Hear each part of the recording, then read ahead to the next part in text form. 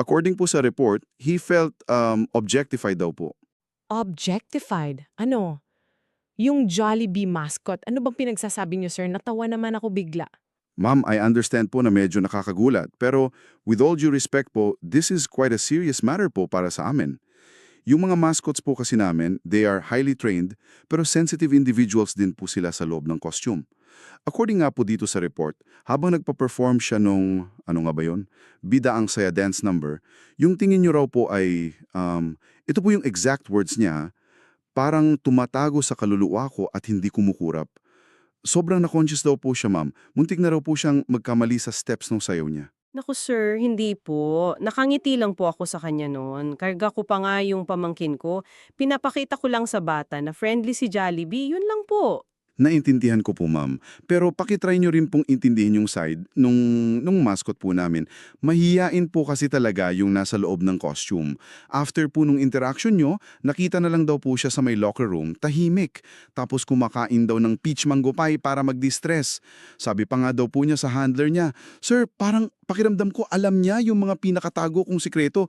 Grabe daw po. Hindi na nga raw po niya magawa na masaya yung spaghetti dance simula nung linggo. Medyo naapektuhan daw po talaga siya. Ano ba to? Grabe naman yan. Ang OA naman yata niyan. Ano bang gusto niyong gawin ko ngayon? Parang hindi naman ako naniniwala dito, sir. Ma'am, we have a standard resolution procedure po para sa mga ganitong kaso.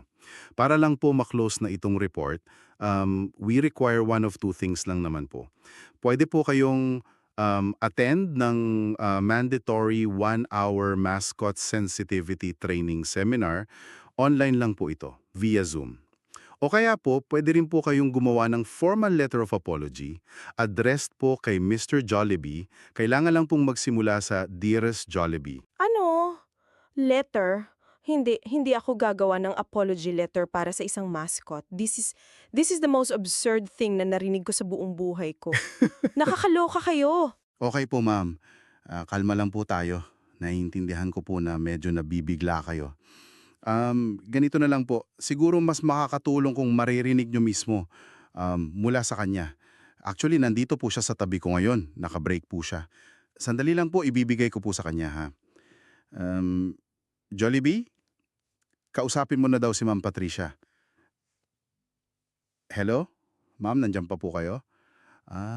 Ma'am, ayaw niya pong magsalita eh. Medyo emotional pa rin daw po siya. Nakikita lang siya dito sa akin tapos parang malungkot yung mga mata niya, umiiling-iling po siya. Okay, okay. Sabi po niya,